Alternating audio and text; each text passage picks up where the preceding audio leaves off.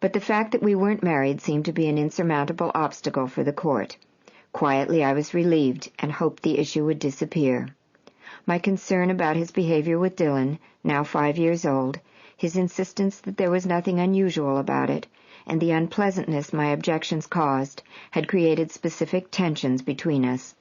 But I suppose that no relationship of 10 years' duration was without its problems, and those tensions aside, our life was moving forward in all the same ways.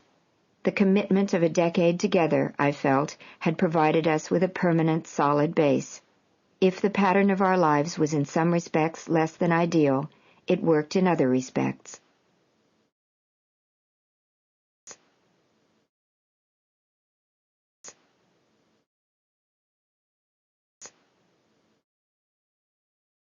This is Cheryl Gaysunis. Perhaps if we were to live together, or if we met at different times in our lives, it wouldn't work, Woody told his biographer, but it seems to be just right. I have all the free time I want, and it's quiet over here, and yet I get plenty of action over there. I think it's because we don't live together, and that she has her own life completely, and that I have mine, that we're able to maintain this relationship with a certain proper tension. If we got married years ago and lived together, maybe now we'd be screaming, "What have we gotten into?" These things are so exquisitely tuned, it's just luck. Mia's been a completely different kind of experience for me because the predominant thing has been family. She's brought a completely different, meaningful dimension to my life, yet the two of us have so little in common that it always amazes us. I could go on about our differences forever. She doesn't like the city, and I adore it. She loves the country, and I don't like it. She doesn't like sports at all, and I love sports. She loves to eat in early, 5:30, 6, and I love to eat out late. She likes simple, unpretentious restaurants. I like fancy places. She can't sleep with an air conditioner on. I can only sleep with an air conditioner on. She loves pets and animals. I hate pets and animals. She likes to spend tons of time with kids. I like to spend my time with work and only a limited time with kids. She would love to take a boat down the Amazon or go up Mount Kilimanjaro. I never want to go near those places. She has an optimistic, yay-saying feeling toward life itself, and I have a totally pessimistic, negative feeling. She likes the west side of New York. I like the east side of New York. She has raised 9 children now with no trauma and has never owned a thermometer. I take my temperature every 2 hours in the course of the day. I can only think that what made us throw in our lot together is that the two of us met slightly later in life and that we both have our own developed lives, her with a major family and me with a career, and we don't share the same house.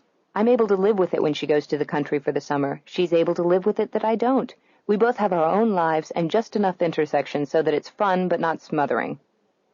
His biographer, Eric Lax, who hung around through 5 films over nearly 4 years, observed that few married couples seem more married, however. They are in almost constant communication, and there is what can only be called a sweetness about them.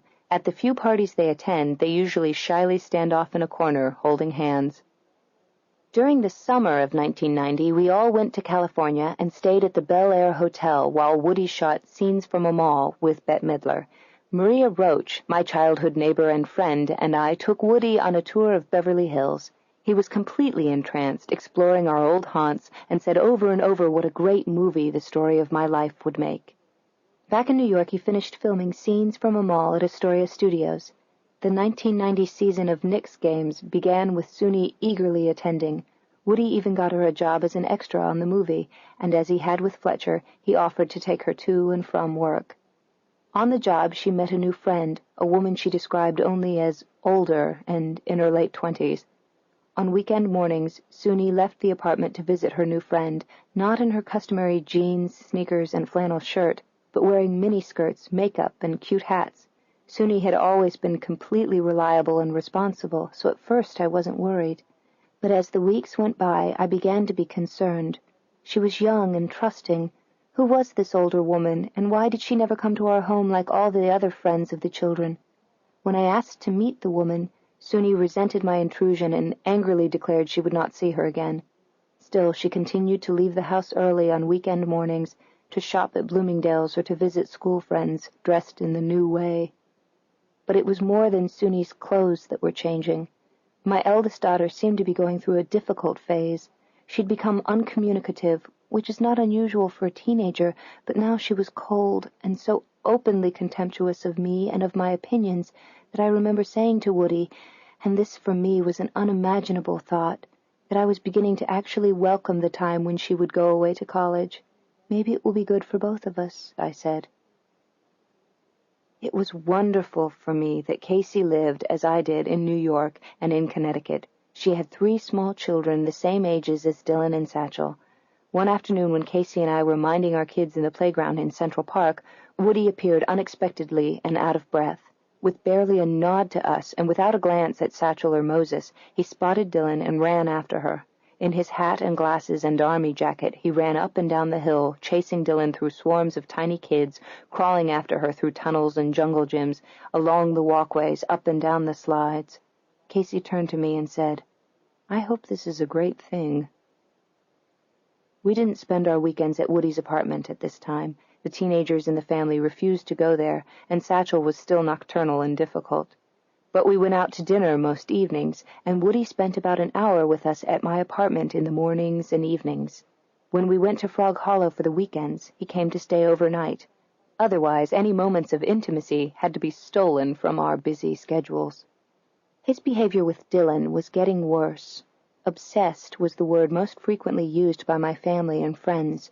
He whispered her awake. He caressed her and entwined his body around her as she watched television, as she played on the floor, as she ate, as she slept.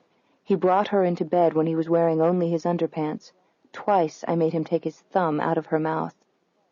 But more even than any of these specifics, there was a wooing quality to his approaches, a neediness, an aggressive intensity that was relentless and overpowering.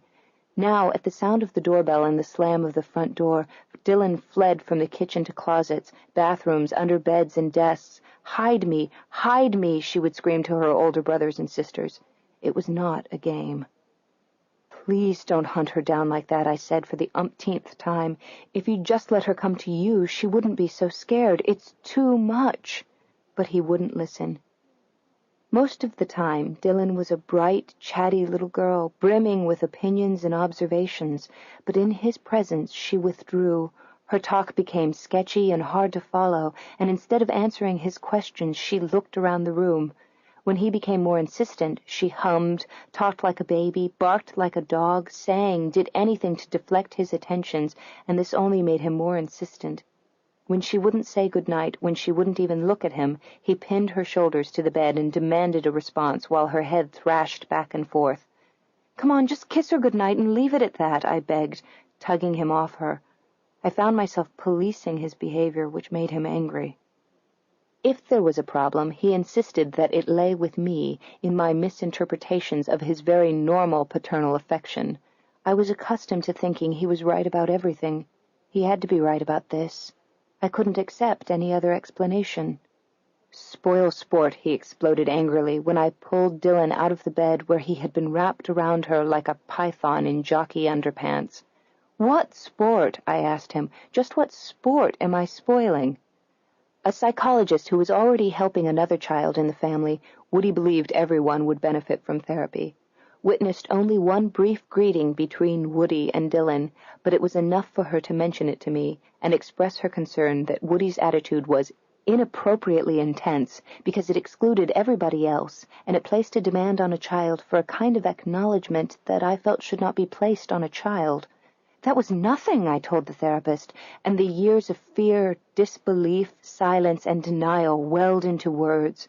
I told her all of it, and I prayed she would be able to help. To my great relief, the therapist began to work with Woody to help him to understand that his behavior with Dylan was inappropriate and had to be modified. Now many of the things that had so disturbed me seemed to improve.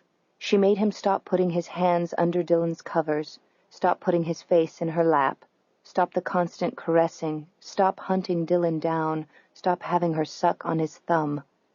Although the therapist addressed the specifics, she was unable to modify the overall wooing quality of Woody's approaches, his own neediness expressing itself to Dylan.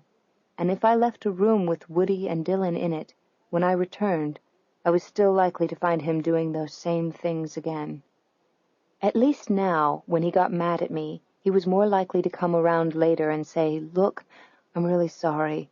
You're right to tell me when this kind of thing happens. Just tell me it's okay. So we had come a long way. I had articulated my concerns, he had acknowledged there was a problem, and a therapist was in place addressing the issue with him. He was making an effort. I had to believe that everything would be all right. I had to. My mother and my youngest sister, Tisa, who is a nurse working and living with her family in Vermont, came to Frog Hollow with her daughter Bridget during Dylan's 5th summer. It was a typical Edward Albee family get-together, Tisa recalled. Mom and I were sitting down by the water's edge. Bridget was about 2. Both our little girls were naked. It was buggy and sunny. Woody started rubbing some sunscreen on Dylan's shoulders. Then he got to her bottom, and there he took his time. It was a momentary thing, but it was so glaringly inappropriate. Just not something a grown man does to a child. If someone did something like that to my child, I'd haul off and whack him. You know how you teach your child about good touching and bad touching? This was such a classic example of bad touching. I didn't know anything about him and Dylan then. Mom and I talked about it later. She had noticed it, and she was disturbed too. We needed help. Chapter 10. Why did I stay with Woody Allen when so much was wrong? How can I explain it to my children when even to me it is incomprehensible and unforgivable? Was he only an illusion I loved all along? What was missing in me that compelled me to hold it all in place? When did the illusion become a lie? Why did I expose my children to his disregard for so long and place them at risk? Why did I allow therapists to override my maternal instincts, to doubt my own eyes? Wasn't it my own appalling denial of the facts that permitted him to inflict his damage on those I love most? I could protest that I didn't know. How could I have known what he was capable of? How could I believe it? I could argue that the world I had occupied with him for a quarter of my life was so utterly removed from any other that it was impossible for me to envision a life for myself beyond it. Every aspect of my existence was interwoven with his. I could tell my children all this, but no explanation seems adequate. In the end, all I can do is accept my share of responsibility and hope they can find it in their hearts to forgive me. "What's this movie about?" asked John Cusack good-naturedly. The entire soundstage at Astoria, the huge one where a gleaming mall had bustled for scenes from a mall, was now a drab Kafkaesque town with twisting cobbled streets and crumbling buildings with slanty roofs. Inside one of these houses, the other actors and I sat around a brightly lit table waiting for last-minute camera adjustments before we plunged into a long scene. Around the table, Jodie Foster, Lily Tomlin, and Kathy Bates, all dressed as prostitutes, were smiling at the audacity of John's question. They had no idea what Shadows and Fog was about because, of course, they hadn't been given the script. "Well, I guess it's sort of an existential comedy," I squirmed apologetically. They all laughed and were too gracious to pursue it. It was the fall of 1990. Since that summer, Woody had been without energy, exhausted all the time. Throughout the workday, at every opportunity, he lay down. His doctors thought he might have Lyme disease or chronic fatigue syndrome. There was talk about Epstein-Barr. Unless he was in front of the camera as an actor, he went days without shaving or washing his hair. Most of my scenes were with John Malkovich. Some weeks into the movie, Woody said, "You can laugh and flirt with John Malkovich all you want, but just don't tell him anything about the movie." I stared at him, too shocked and horrified to respond with more than a weak nod. John was delightful company and a wonderful actor, but there had been no flirting between us. I hadn't flirted with another man in more than 11 years. On the other hand, if I had been flirting, why would it be okay? One morning, after awakening Dylan, who slept in the bed next to Satchel's, Woody stood staring at his 3-year-old son.